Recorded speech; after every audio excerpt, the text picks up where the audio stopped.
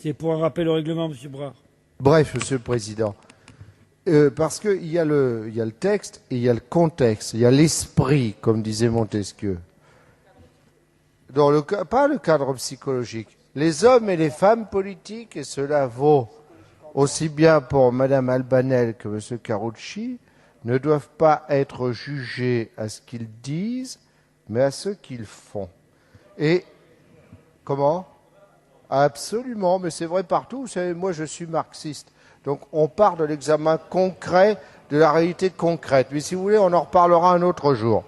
Bien. Mais je suis interrompu, Monsieur Warsmann.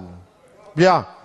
Alors, Monsieur le Président, il a été publié aujourd'hui un article qui renseigne sur l'esprit répressif, coercitif du gouvernement pour ce projet de loi. C'est très bref, je lis.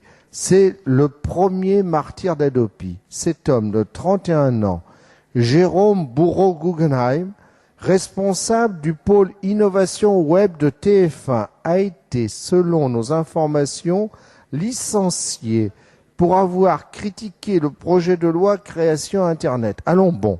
Mais il y a mieux.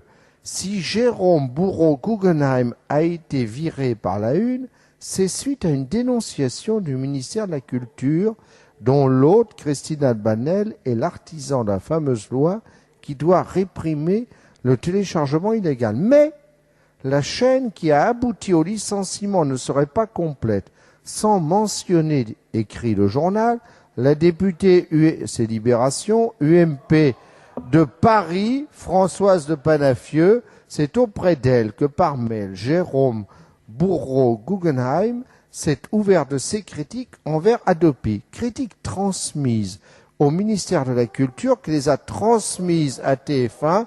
Résultat, à la porte. Voilà comment sont imaginées les libertés à l'UMP. Merci, Monsieur Brard.